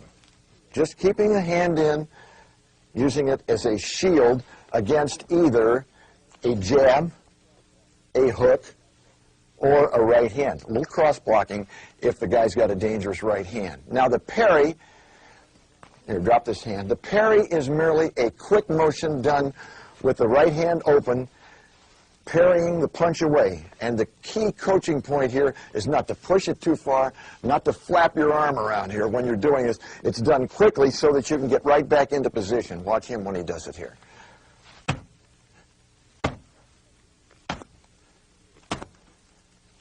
Excellent. Just a quick maneuver, quick maneuver. The pull away, very important. All you do in the pull away is you're just going to step back. Many trainers say never step back, always go in. All the great fighters have been able to step back, you just have to know when to do it. You must know how to retreat, you must know how to pull away from punches, not just to counter, but to keep from getting hit. So he will step back here and pull away ever so slightly. Now, he's still in position. You don't want to pull away a long way. So if I'm going to pull away from his jab, I'm only going to pull away this far. Okay, that's just that far. Here, again, just that far. That's all I need to do to get away. So we'll do it again, the pull away. Yeah, don't block it. Just pull away. That's it. Excellent. Now, the bat down. This is an excellent maneuver.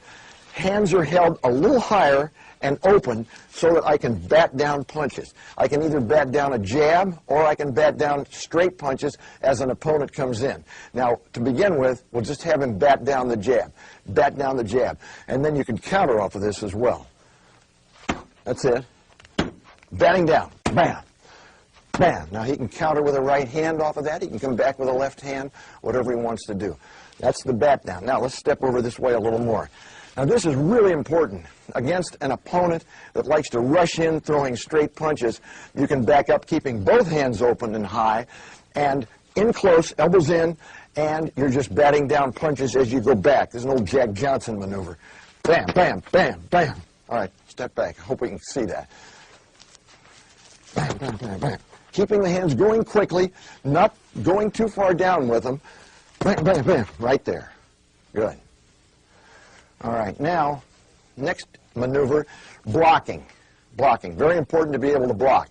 Hands in once again. His hands are in. Anything that comes around here like a hook, he will block and take it out, or as I call, salute it, so that the hands just go out. So if I'm trying to hit him with a left hook, bam, he just salutes it right there. Bam, salute. Bam. If I'm trying to hit him with a right hand, same thing, bam, right out. And he's in good position. If you'll notice, he's not knocked off balance, not falling off balance. That's why you got to be strong enough. Strength is important here to maintain your balance so that you can hook or counter off of this. Bam, he's right there, ready to punch. Bam. Whoa! Sorry. Yeah. Okay. Now let's try it the other side. All right. Bam. Bam. Bam. Excellent. Now, if you get into a lot of trouble here, here's the maneuver that you can go to. And this is an old-time maneuver. A lot of trainers still teach it. I think it's excellent. You're just going up, hands up, elbows up, high, bam, up here, bam, up here, bam, up here, bam, up here. Very common maneuver, taught by many instructors. Still works, still excellent. Just elbow up, bam, bam, bam, bam, bam. Very, very good. If things really get tough and you're backed into a corner now and everything else goes wrong, hopefully you'll be able to sidestep and get to the outside. But if you can't, you've got to go to one of two maneuvers if you're trapped on the ropes. Hopefully you'll have enough speed and skill to sidestep, retreat, and get away, which we'll show you how to do in a minute. But if you get trapped on the ropes and you have no place else to go, now you've got to go to either this, which I'm not real crazy about, but it's better than nothing because a hard puncher will sail right through that. And if he's really good and knows what he's doing, he's going to step off either side, which I will get to later when we discuss body punching. And you're still wide open. I don't like it, but if you have to do it, you have to do it. I like the old Archie Moore crab much better. Getting into here, try it, Dean, right into here. Now you can dive out of the corner, hit him right in the chest, go out on either side. or you can just dive right in and hit him right in the chest, bam, and go out. And you've covered up enough. It's not pretty. It's not a real good counter-punching area because unless you can get in here with a left hook, but it's effective. Now, let's go to the side step. Most important step in boxing to keep from being trapped on the ropes, to get you out of problems. You're backing away, and you just sidestep, a quick sidestep. I want you to watch the footwork here. It's very important. Do it slower, Dean. Coming in, yeah, nice and slow. That's it. I'm coming in, nice and easy, bam, and over. Now, there's 3 or 4 different ways to sidestep. Now, I'll demonstrate some of those right now. If I'm in here like this, and I'm retreating, I can back up, bring my feet together, and step out. Now, if I want to go right away, I can just use the old Joe Walcott move, just pivot and step out here, eyeing my opponent, looking to maybe throw a right-hand lead. Joe Walcott hit a lot of people with that maneuver. He was in this position. You'd start, sometimes he would do it off of a feint, pivot, step, fire. Watch the feet here. Feint, pivot, step. Once again, remember, I'm bringing the feet along. I'm never out here. Always bringing the back foot along. Pivot, step, be ready to fire. Now, I also have another option off of this. I can just bring this foot back and then start circling. Bring this foot back and start circling. Once again, when I feel a lot of room between me and the opposite ropes, I'm looking back there. I've got to get ready to move unless I'm going to counter. Then we also have what Dean just did, where I step back to get additional ground and to make a further retreat, getting deeper, bring the foot back, and now I circle. All these maneuvers, defensive maneuvers to get you out of trouble. I want to go over 4 more defensive maneuvers: rolling, slipping, ducking. We'll combine that with a weave, and crouching. So come on out, Dean, and we'll take a look at the roll or turn away, which is a good maneuver. Usually this is a better maneuver to use if you feel like you want to counter off of it. There's a couple of maneuvers off of it, which I will show you. One is just the roll away, where you're just hiding in behind your shoulder. The right hand is up. This is down to protect right here under the heart, protect your side, kidneys, and it's just a turn. So as the punch comes, he will just turn. Boom. You just turn, the punch will sail over his shoulder, over his head, and it puts him in a position to counter. As this goes boom over, he can now come back with a right hand. Here, come back with a right hand. Boom. And he comes back with a right hand. You can also throw a left hook on this if you're real experienced and have a lot of guts. It's a tough maneuver, but as this punch comes, he'll keep this out here a little bit. He will turn now, but he'll hook with this punch as this comes in. Bam. So the punch comes in, bam, and he turns and hooks with it. I don't recommend that unless you've had a lot of experience, had a lot of time to practice. The roll or turn away itself, though, is not a bad maneuver if you stay tucked in here behind your chin. I mean, with your chin tucked in behind your shoulder, the right hand up, and you just turn away like this. Keep a little look out here. The punch flies over your shoulder, and you're in a position to counter. Now we'll go into slipping. Slipping can be done 2 ways. Slipping can be done inside of a jab, which is very dangerous unless I don't recommend this. Let me put it that way. I recommend slipping to the outside, and I'll tell you why in a minute. In other words, when we're in here like this, as he slips to the inside, okay? But he's right in the way of a right hand, so if you're going to slip to the inside, and this is what Archie Moore used to do. He would slip to the inside, but he would pin your right hand up with his right hand. Now watch this. So as he slips in here, he pins that right there, and now he goes for the opening wherever it is. Left of the body or a left over the top. Either way. Very, very dangerous maneuver, though, slipping to the inside. Slipping to the outside, much safer, gives you a lot more opportunity to use combination punching. Slip to the outside merely means that he's slipping away from the jab. Here, outside, now he's in a position for a left, right, left combination. You're in a position for many different combinations, and you're away from the right hand. Because when he goes, he's out here. My left has gone over his left shoulder. Now he's in a position to counter. Bang, bang, bang. You can use any number of combinations off of that. Let's try it again. So if we're standing up here, and he's going to slip to the outside, bam, Right there. He's in business. Slipping to the inside, as I said, very dangerous, can be done, but I recommend if you do it, try this again, Dean, I recommend if you do it that you pin the other guy's right hand with your right hand. Still you have a left hand free, and it's much safer. So if we go here, he's on the inside there. Now he's got me stopped, and he's close enough to do something. But just to slip to the inside without pinning the other guy's right hand, do not recommend it. Also, you might get hit with an elbow in there. It's very, very dangerous. Let's go to ducking or bobbing. Now, as he ducks under, you can duck. I recommend ducking basically under hooks or swings. So if I throw a swing and he ducks, boom, now he's in pretty good position. Don't raise up so quick. Here comes a right swing. He's underneath, stay down there, and he's now in a position to counter whatever's open. The liver, the head, whatever he wants to do, he can throw a two-punch combination. Now, if I throw a left swing, he can duck and, or bob, as they used to call it, and weave on the other side. Here, now he's in position to make the move. That's why I said earlier, do not lead with hooks. This is what can happen to you if you do. So I'm out here like this, and I throw a hook, I'm in trouble. Or I throw a right swing, and I'm in trouble. It's just a question of dropping down, ducking, and then moving, shifting your weight ever so slightly. Let's show that, Dean. Just going under. Watch how he shifts his weight. Shift. Yeah, shift over to the side. Yeah, that's it. Watch the feet here. Now he comes in, he's underneath, and shifting back so that's it. You've seen a lot of trainers do this. They hold a rope up in some gyms or, whatever they can to get people to do that maneuver. But that's called ducking or bobbing and weaving. Another real good defensive maneuver. But this, once again, takes a little skill, the crouch. Now, if you go into a crouch, Jim Jeffries, old-timers used to do this. In recent history, James Toney was very good at it. Made him very hard to hit because you can pull away from this position. You're forcing a guy to punch down at you, but if he misses, you're in a real good position to counter. Now, now get down a crouch, a little more of a crouch. Now, it looks like I'm going to be able to do something here, punch down at the guy, but if he pulls back just a little bit, I'm in a lot of trouble. Now, if I try to swing at him like this, he's going to go right underneath it. Boom.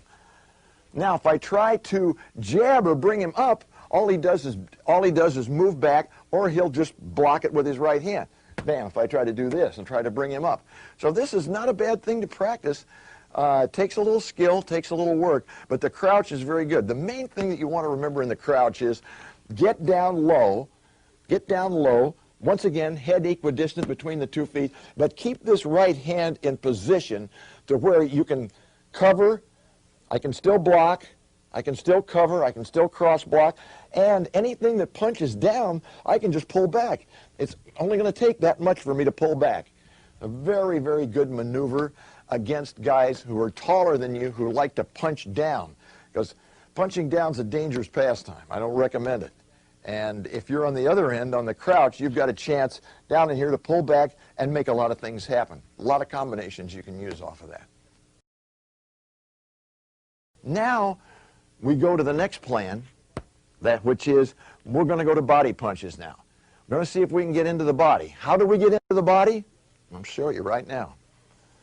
You're coming around here, we jab, jab. We jab a couple of times, but the key to body punching is this, and we'll show it later, how to maneuver on the heavy bag, how to get power. All I want to do now is show you how to get in. The key in getting in is to jab and go out, jab and go out, jab and go out, jab and go out, jab and go out. Now you come in and you step right to the outside. Step right out here. Lower, lower. That's it. Let's do that again. He's up in here. Watch me. I'll jab and go out. Jab and go out. Now he thinks I'm going to jab again, but I'm going to drop. Step, drop, cover. Watch this. Step, drop, cover. Go out twice after jabs. Jabbing out, all right? Jabbing out. Jab. Now step, drop, and cover. Right in there. He's in good position. His knees are bent. He's low. He's in a position to double up on the hook.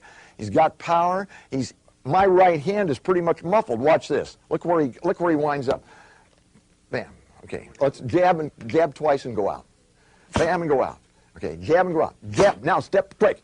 Bam. I'm pretty much muffled here. It's pretty hard. That's why he's quick. You've got to get in there quick. Step, drop, cover, pivot. Those are the 4 things you want to remember if you're going to punch hard to the body. Step, drop, cover, pivot. Once again, short, hard punch right into the liver will do it. And then if you hit there, then we go back on top too and see if we can hit him on the chin. Let's do it again. Bam and out. Okay. Bam and out. Now step, drop, bam. There you go. Now you're ready to let him sail. Now you're ready to let him sail. If you want to go on the other side, that's fine too. Step and go out. Bam and out. Right.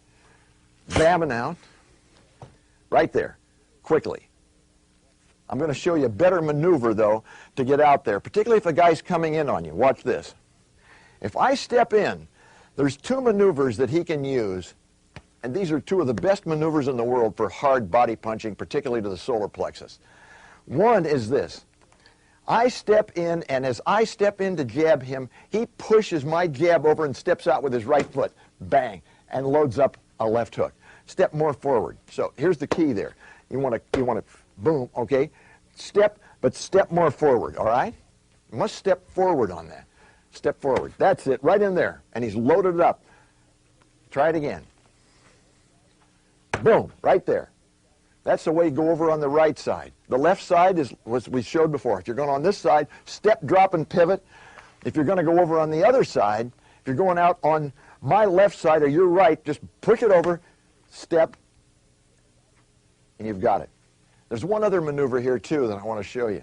If a guy's coming in hard on you, right straight in, now you can push this over and step with your left foot outside of my left foot and load it up. There it is. Bam, right in here, and you go right on by. 2 maneuvers.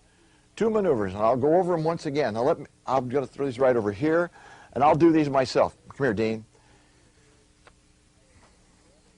The first maneuver is as I jab and go out, step, drop, cover, and pivot right here. The other maneuver is if I want to go over on this side and punch to the body under the heart, the key here is I got to get rid of his jab. Go ahead, jab, boom. And now I just step with my foot right here. That's why it's so important for me to always be lined up my left foot with his left foot. He jabs at me, bam, and I'm right here. I'm safe. I've got everything. I've got his arm between my face and his right hand, and I can go bang, bang, bang. Any combination that I want to use there. It's a terrific maneuver. One thing that I haven't mentioned, but I should have, when you're parrying punches, always aim in the area of the guy's wristwatch. Assume he had a wristwatch on. If you try parrying the glove, you may miss. If you get up here too high, it may slip through and catch you. Think about parrying, once again, with your hands closed, but think about getting him right about at the wristwatch. It's a real good place to get him. Real good place to get him. And as he jabs, bang, I go here, my right foot goes out, and I throw to the body. That's how you go to the body on each side. It's really important, because you've got to be able to do it. You hear trainers say, go to the body. Yeah, but how do I do it? Well, you better know how to step, drop, pivot. You better know how to parry and step out and get in a good position to throw the punch. Let's go over that again, because I think this is really important. He's here, I jab, bang, right there. He's got rid of it, he's stepped outside, bang, and he's ready to drive that left to the body and maybe come over the top with a right hand. If he goes on the other side, bam, quickly. You got to go quick, and you got to drop, you got to cover, and then you pivot and let it go wherever you want to go. Go to the body. This is some of the strategy that you can use early in a fight, rounds 1, 2, 3, 4, 5. But you've got to be able, as I said before, to shuffle the deck. You've got to be able to go to plan B, C, D, E, whatever it takes. If the only thing you can land is a jab, then that's what you're going to stay with. You've got to win. You always have to think about winning. You can't go out there, get too extemporaneous and try a lot of different things that you don't know. You better have them in your arsenal. You better have the jab, better have the left hook, better have the right hand, better have good solid body punching, better have feinting, better have things that you can go to that'll help you win. The key to clinching is this: tying up your opponent and keeping your head out of the way so you don't get hurt. How do we do this? The best way to do it is with what I call the breaststroke maneuver. It's just as if you're in swimming. The hands, you're in this position, the hands are up. Step over here, we get a little better angle. The hands are up, and all I'm going to do is kind of do the breaststroke. I'm going right between his gloves. I'm going over the top, grabbing these gloves, pulling them down against my side so that he can't rip them out, and putting my head over the outside of his shoulder so I cannot be butted, and then I wait for the referee to break. That's all I'm doing. It's a maneuver that sometimes you have to use. You're on the ropes. You're in a position where you have to clinch. You may be hurt, or you may be in a position where just nothing's working for you, and you want to get started all over again, get back into the ring. So here's the key. Now, Dean, you do it to me. I'm up here. Just the breaststroke. You go right through, over the top, and perfect. And his head's on the outside. Now, one other thing about clinching. If your opponent is a guy that likes to bend down in a clinch and get down into here and you're on top, use your weight, use your leverage. Nothing's more strength-sapping than having somebody lean on you. Don't be afraid to use your weight and leverage in close. Just lean on him. Let the referee break it up. Conversely, if he's over the top of you in this manner, trying to grab on, and you're underneath here, use a little of your leverage. You lift up. Give him a little bit of a business here. Push up under there because it's easy for me. Now I have him at a disadvantage, and I may be able to sneak some punches in here.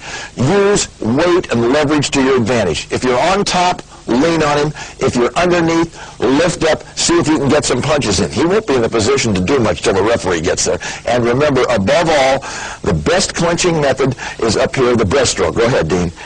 Right through, and boom. And your head's over the outside, and you're safe, and let the referee break it up. So the breaststroke for clinching, grab both gloves, tie them into the side, wait for the referee. Now, I want to go over briefly here some rough, dirty tactics that are outlawed in professional boxing, but may happen to you when you're in the ring. Hopefully the referee will see them and penalize or disqualify your opponent. This doesn't always happen, so we'll show you some of these things to look for right now with Dean. First, you know about low blows. Low blows are always a threat.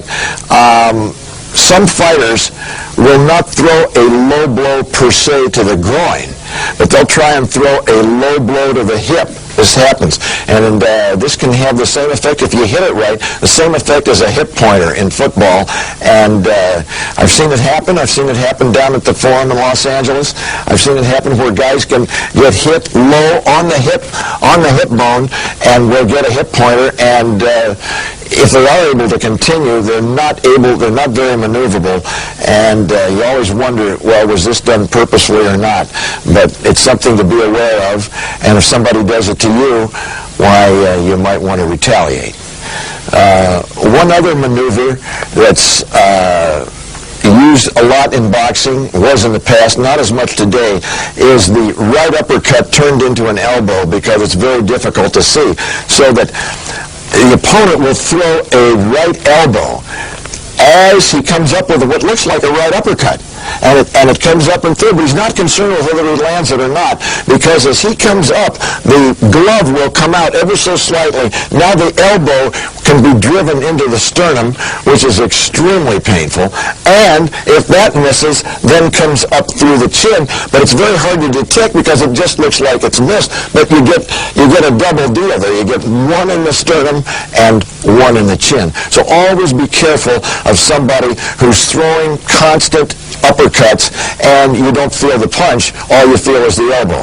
You might want to say something to your corner man. He'll say something to the referee, but it's still done. I've seen it. Also, the punch that I just mentioned to the hip. Another punch that you might face sometimes, it's not a punch per se, is the using of the laces. This is very difficult nowadays because they cover the gloves with tape, or the gloves are thumbless, and in some instances, still in boxing, they will use the wraparound, as this is, the Velcro, and it doesn't actually work like a lace, but it's still painful if it's used. The other thing, too, that you always have to be careful of is that the inside of the glove is very hard. It's not padded. And that can be used on the ear.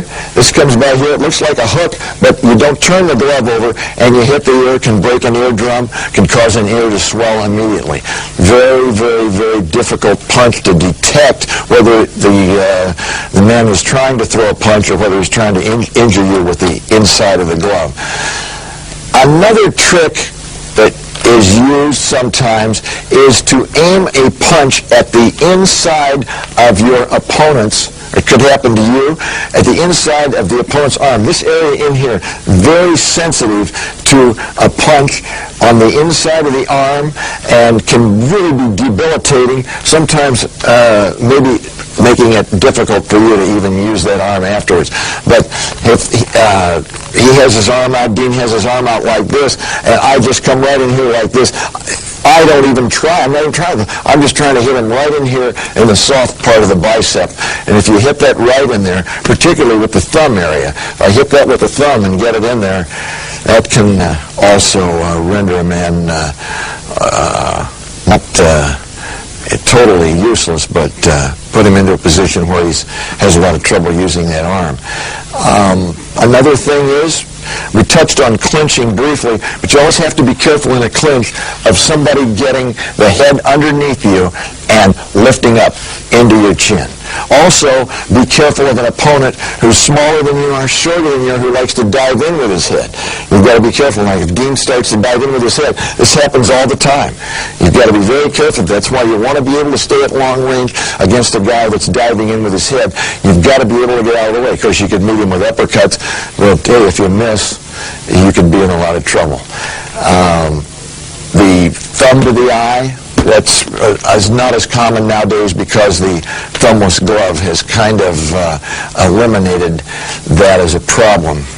But those are just some of the areas where you can get into trouble with heads, elbows, these different kinds of maneuvers, and you want to be aware of them yourself.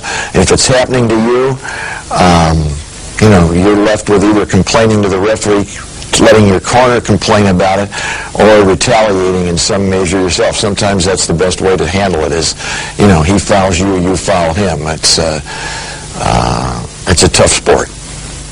One more thing that you always want to be careful of in a clinch is your opponent getting you in kind of an arm bar almost. Step in, Dean, where you get him like this, and in this position now, and start reeling him around, and the elbow can give. This happened to Gabriel Ruelas in a fight up in Las Vegas a few years ago. His elbow was dislocated, and his career really was never quite the same after that, even though he came back to win a world's title. But he never was as effective after that. Same thing happened in the Holyfield-Tyson fight. Tyson had Holyfield in a similar situation. Step back in here, Dean. But if you get into that kind of a position, you want to jerk your arm. Here's the thing. When the glove is like this, you've got a chance to pull it out. That's why if anybody gets you into a clinch like that, immediately roll your glove over with the thumb up. Roll your glove over with the thumb, because now you have a chance to pull it out. Pull. You got a chance. If, however, you keep the thumb over in this fashion with the palm down, now you'll never be able to pull it out. So you want to immediately turn the thumb up. Now you have a chance to pull it out. Remember that. You want to get out of a clinch. You're not happy with the way it looks in there. Turn the thumb up. You now have a chance to pull it out. Keep the thumb over here. It'll catch against your back. You won't be able to get it out. But think about think about being in a clinch, and if you're in this clinch now, and a guy gets your arm like this. Now you roll over my arm. Yeah, you roll over my arm like this. Remember, it's going to be difficult for me to get out, but I'll never get out unless I turn the gloves up. Then I have a chance. But if I keep the gloves over, there's no way I can get out. But I might get out if I turn the thumb up. Using the heavy bag, we're going to use a little bit of a different routine this time with the bag, using more straight punches. Why do we use the heavy bag? It's probably the best tool in any gym to build strength and power. There isn't any other piece of equipment that's going to make you stronger and give you more power than the heavy bag. It's the best. Also, you have to use good technique or you're not going to get any place with it. Bag won't move. Nothing will happen. It'll be very frustrating. Dean, come on in. What we want to do here is we've already looked at hooks high and low. We've also looked at shuffling off. What we want to work on here is getting good form, building power with a good straight 1-2. That's all we want to do. We don't want too much power on the jab to begin with. What we want is to get real good form, everything turning in, so as you hit the bag, you feel this power coming all the way through and that you've got everything behind it. It isn't how hard you punch at this bag, it's how coordinated your body is when the punch arrives. That's the only thing that makes any difference. So in other words, it's not going to help for me to come up to this bag and try to hit this thing as hard as I can. What's important is for me to come up here and feel a good bam, bam, so that I feel that everything's happening here and that I've got my body right behind it. Well, right in here. Just the only thing that makes any difference in here is what happens from my right hand to the bag. That's the only thing that makes any difference. Bam, bam. Am I pivoting? Now I want to step and pivot. Step and pivot. Step and pivot. Let that right foot glide up just a little bit if you want to. You don't have to anchor the right foot. That's a point that I didn't make earlier when we were talking about the right hand. And that is, anytime I throw a straight right hand, there's nothing wrong with my right foot gliding up just a little bit and coming along with me. So that I don't have to be like this. This right foot can slide up just a little bit. Bam, I'm still able to pivot, still able to step, and still able to pivot. Okay, let's see what it looks like. Just 1-2. You want to feel everything here. This is all about feel. A little lower. A little lower. Bam, bam. Okay. Right.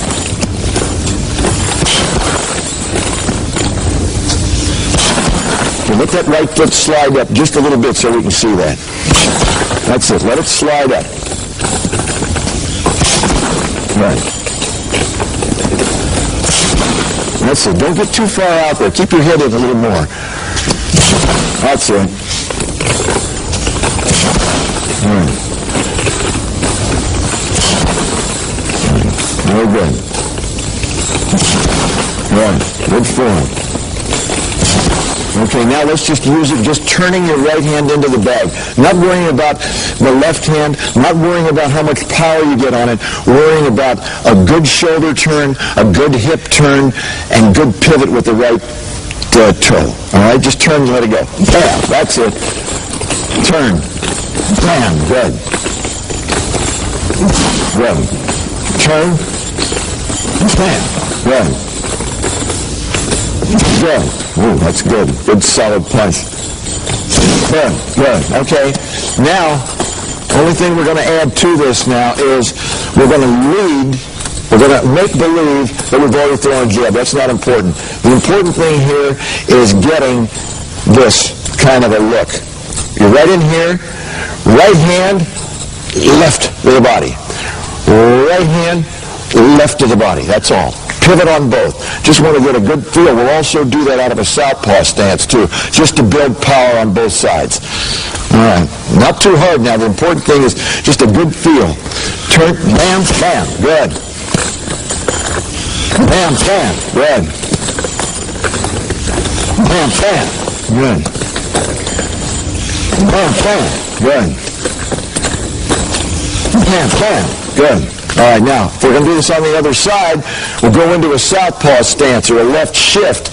Move them right over here just to build power. Who knows if we would ever need this? You never know. Might be coming out of a clinch sometime. You might be in a left shift. You want to fire right away. So all he's going to do is he's going to throw. We're going to lead with a straight left hand now. This is good for southpaws too. Lead straight left hand, right hook. Straight left, right hook. That's all. You got it? Right. Just nice turn. Bam, bam. Good. Bam. Good. Bam, bam. Good.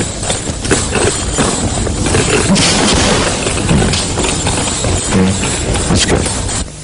All right. Back here at the Straight Blast Gym, one more heavy bag drill that I think is very, very good for building strength, power, and stamina. Dean, step in here, will you, please? All this is, we're just going to come in here. We're going to be right in front of the bag in this position. Knees bent, once again, flexed. And we're just going to start in jab, jab, jab, jab. It's like a jab, but we're down here. It's basically a hook or a straight punch, whatever you want to call it. And we're just working once again on getting a good pivot on every punch.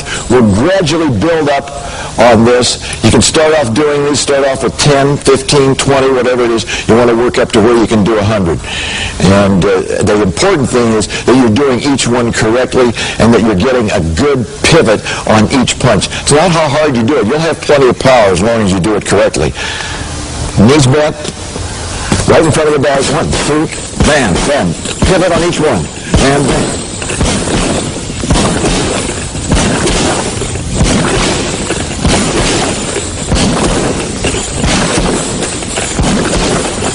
Okay.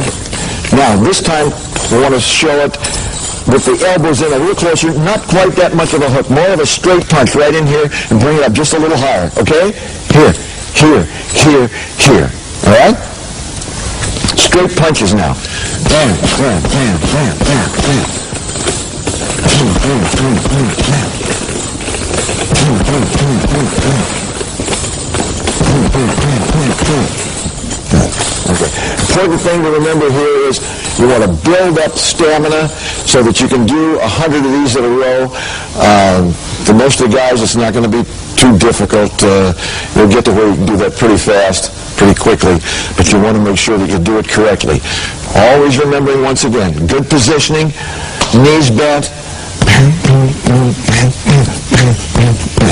Just keep going. Some of you will go further than that. But you've got to build stamina, you've got to build power. This is the best way to do it.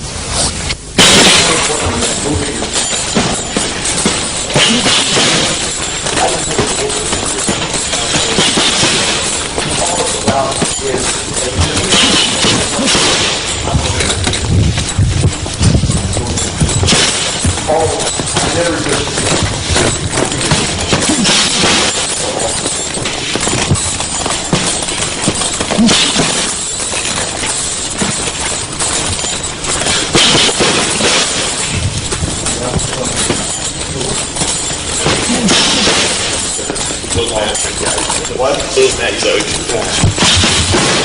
joke?